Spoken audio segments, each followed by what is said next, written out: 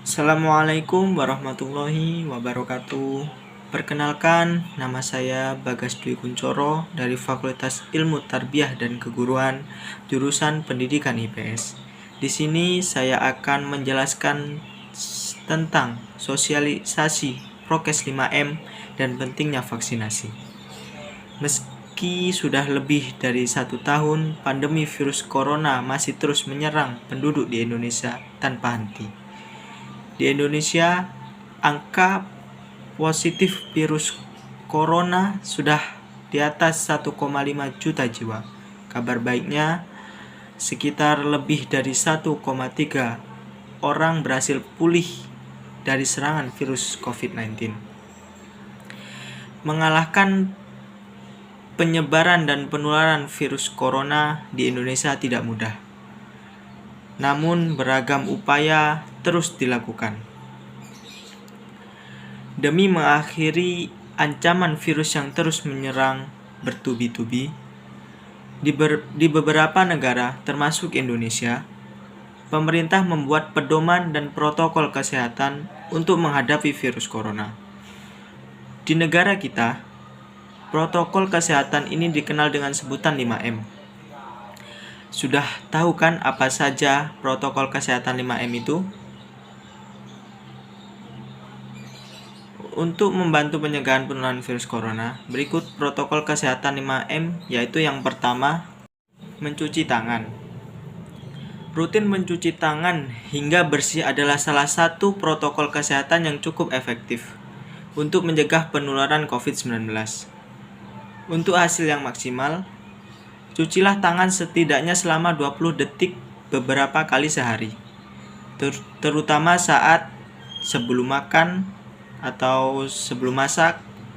Setelah itu ketika kita habis keluar dari rumah, dan saat kita menutup hidung saat batuk atau bersin. Adapun langkah-langkah mencuci tangan yang benar, kita lihat videonya.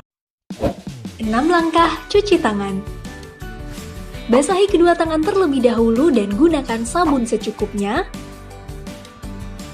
Ratakan sabun dengan menggosok kedua telapak tangan. Gosok kedua punggung tangan secara bergantian. Gosok sela-sela jari tangan. Gosok bagian dalam jari dengan posisi jari tangan saling mengunci. Gosok dan putar ibu jari bergantian.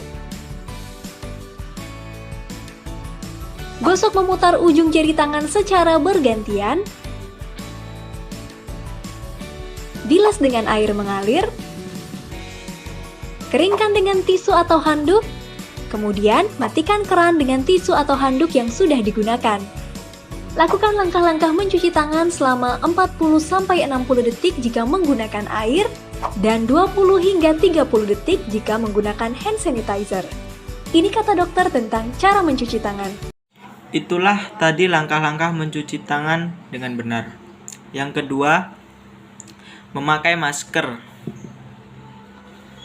Memakai masker saat beraktivitas bersama orang lain, terutama di luar rumah, bukan sekedar cara mencegah diri terinfeksi COVID-19, tetapi juga bentuk kepedulian kita kepada orang lain di sekitar kita. Jika kita abai memakai masker, dapat berisiko bagi kita dan orang lain bisa terpapar virus COVID-19. Adapun cara memakai masker dengan benar yaitu, kita lihat videonya.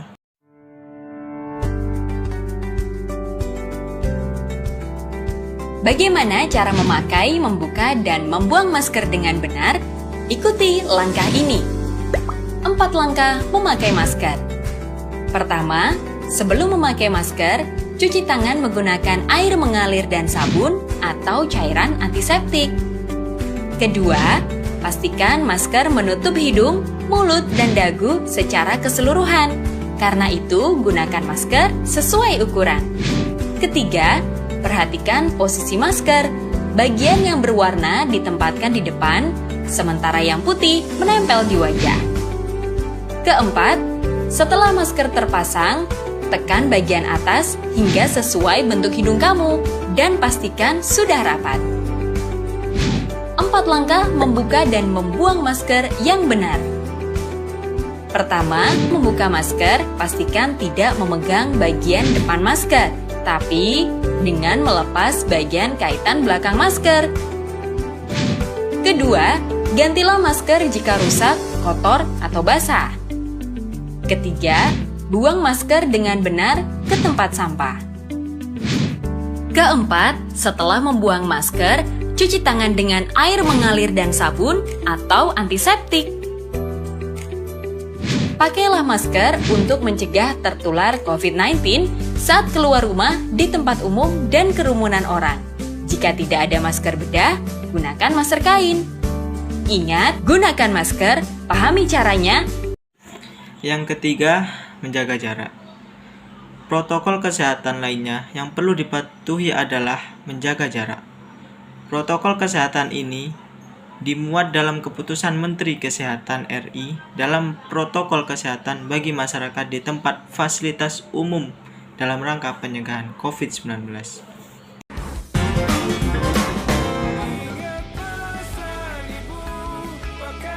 Bentuk jaga jarak yang tepat. Menurut pedoman perubahan perilaku yang dikeluarkan Satgas COVID-19, jaga jarak menjadi sangat penting dilakukan pada saat pandemi. Berikut adalah bentuk jaga jarak yang tepat. Menjauhi keramaian atau kerumunan massal. Saat beraktivitas di luar, jaga jarak aman dengan orang lain adalah minimal 2 meter. Tidak berjabat tangan, bergandengan tangan, apalagi berpelukan dengan orang lain. Hindari berdekatan dengan siapapun dan dimanapun. Yang keempat, menjauhi kerumunan. Selain 3 hal di atas, menjauhi kerumunan merupakan protokol kesehatan yang harus dilakukan. Menurut Kementerian Kesehatan RI, masyarakat diminta untuk menjauhi kerumunan saat berada di luar rumah.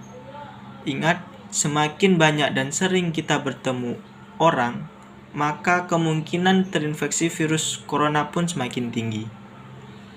Yang kelima, mengurangi mobilitas. Virus penyebab corona bisa berada di mana saja. Jadi, semakin banyak kita menghabiskan waktu di luar rumah, maka semakin tinggi pula kita terpapar virus corona. Oleh karena itu, bila tidak ada keperluan yang mendesak, tetaplah berada di rumah. Nah, selanjutnya yaitu pentingnya vaksin. Alasan mengapa vaksinasi COVID-19 itu sangat penting. Sejak vaksin COVID-19 tiba di Indonesia, tidak sedikit masyarakat yang belum setuju akan anjuran pemerintah untuk menjalani vaksinasi COVID-19. Padahal, pemberian vaksin ini sangatlah penting.